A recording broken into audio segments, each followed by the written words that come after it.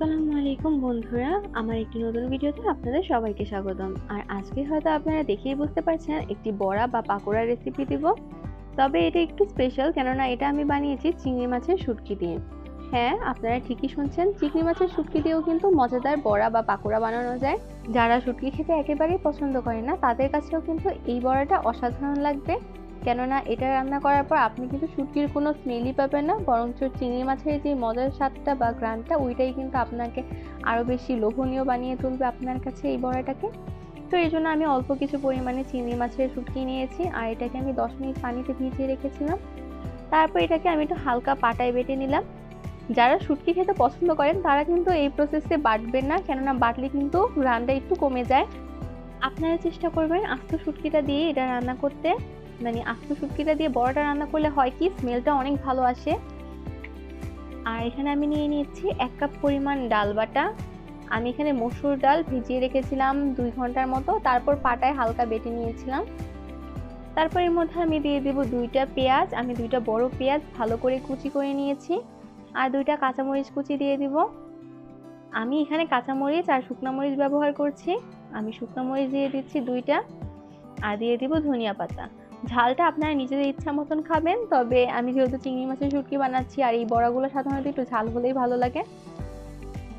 তারপর আমি দিয়ে দিলাম 1/2 চা চামচ পরিমাণ ধনিয়া গুঁড়ো, 1/2 চা চামচ পরিমাণ হলুদ গুঁড়ো, আর 1 চা চামচ পরিমাণ মরিচ গুঁড়ো, আর দিয়ে দেবো 1/2 চা চামচ পরিমাণ আদা রসুন বাটা, আর 2 টেবিল চামচ পরিমাণ চালের গুঁড়ো।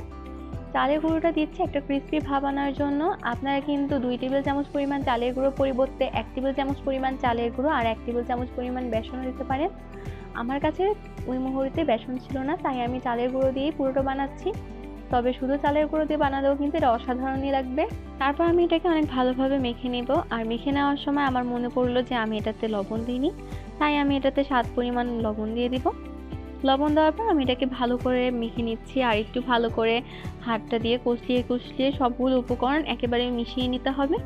আর যখন দেখবেন এভাবে সবগুলো উপকরণ মিশিয়ে গিয়েছে, তখন বুঝতে হবে যে এটা বড়া ভাজার জন্য সম্পূর্ণরূপে তৈরি হয়ে গিয়েছে।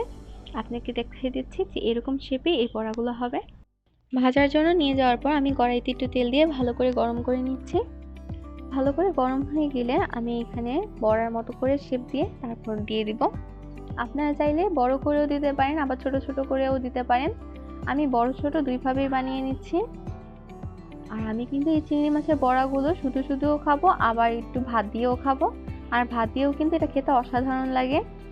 তো আমি লো আঁচে সবগুলো বড়া এভাবে ভেজে নেব, আর আমি এখানে অল্প অল্প করে সবগুলো দিয়ে দিচ্ছি। অল্প একটু চিংড়ি মাছ আর ডাল দিয়েও কিন্তু অনেকগুলো বড়া তৈরি করা যাবে।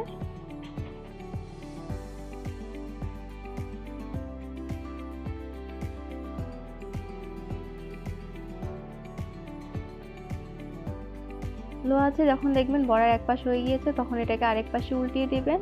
আর উল্টিয়ে নেওয়ার পর দেখতেই পাচ্ছেন এটা পাশ কিন্তু অনেক ভালো করে হয়ে গিয়েছে। আর এটাকে কিন্তু আমি একেবারে গোল্ডেন ব্রাউন করে ভেজে নেব।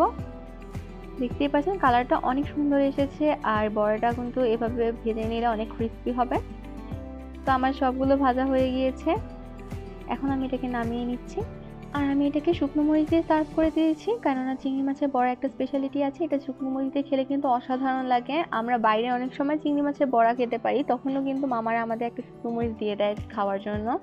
তো আপনারা এটা ট্রাই করে দেখতে পারেন, আসলে আমার কাছে অনেক ভালো লেগেছে, আপনাদের কাছেও আশা করি অনেক ভালো লাগবে। আর শুটকির যে ফ্লেভারটা আছে ওইটা কিন্তু একেবারেই থাকবে না, অনেক অসাধারণ লাগবে এক কথায় বলতে গেলে। আমার চ্যানেলটা লাইক করে, কমেন্ট করে এবং শেয়ার করে আমার পাশে থাকবেন। আজ এই পর্যন্তই, আশা করি দেখা হবে আরেকটি ভিডিওতে।